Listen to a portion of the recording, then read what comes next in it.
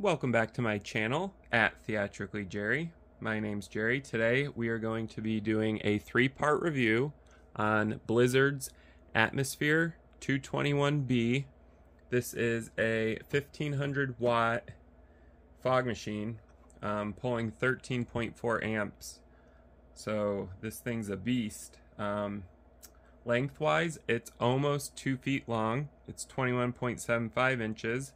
It is 11 inches this way, so the width, and 7.6 for the height.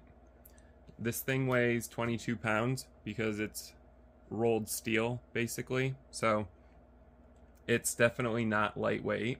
For part one, we're just going to go over the basics of this. Part two, we'll get more in-depth review on it, and part three will be final thoughts on the Atmosfear 221B by Blizzard.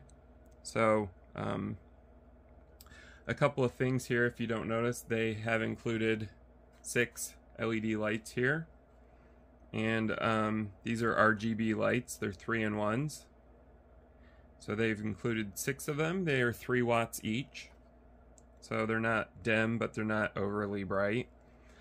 The beam angle of these is 25 degrees, so the spread, so it's not too wide of a beam. It's a very focused beam, which looks great when the fog's coming out. It gives the fog some color.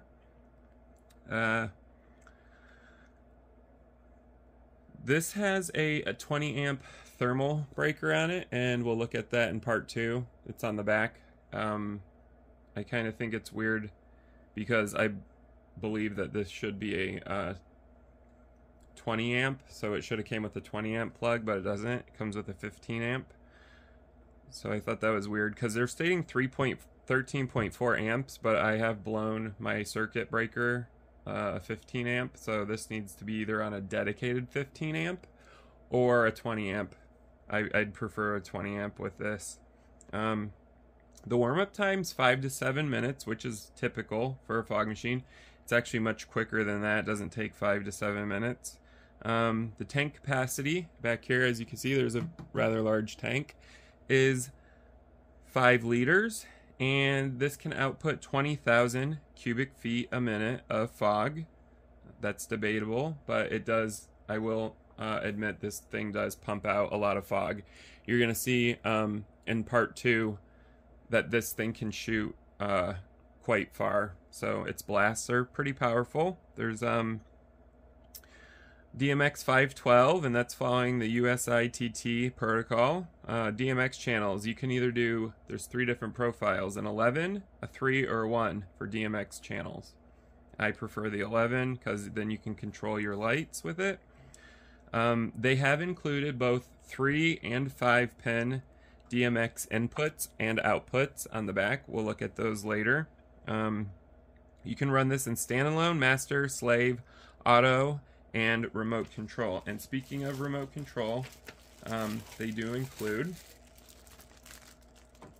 a wireless remote control and a wireless receiver that plugs into the back. So you are getting those.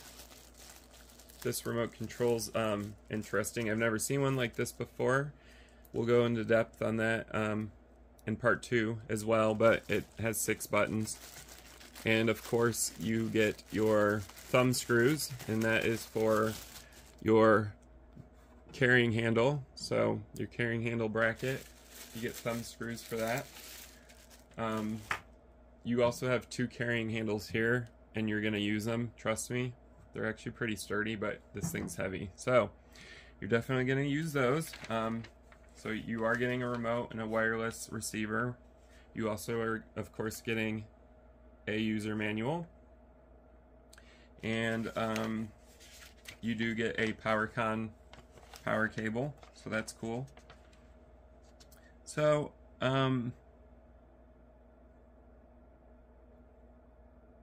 this does have a removable LCD screen on the back. We're going to look at that later. It's a 5-meter cable is attached to it.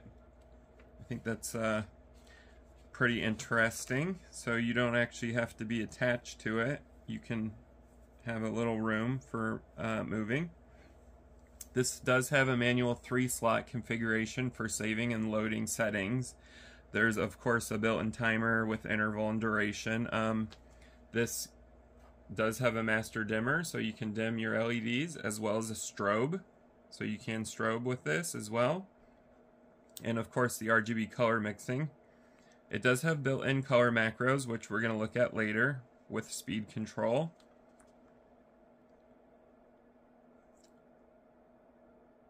So in 11 channel mode, which is what I run this in, it has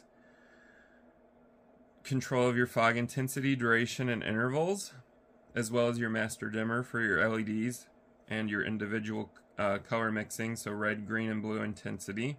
You do also have a strobe. Color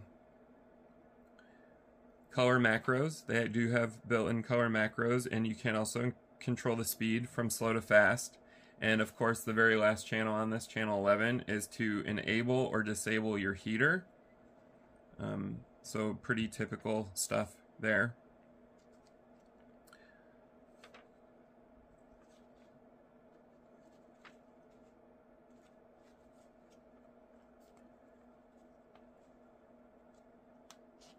So that's about all I'm going to cover for this as far as basic information on this. This is part 1, so it's actually pretty quick review on this unit.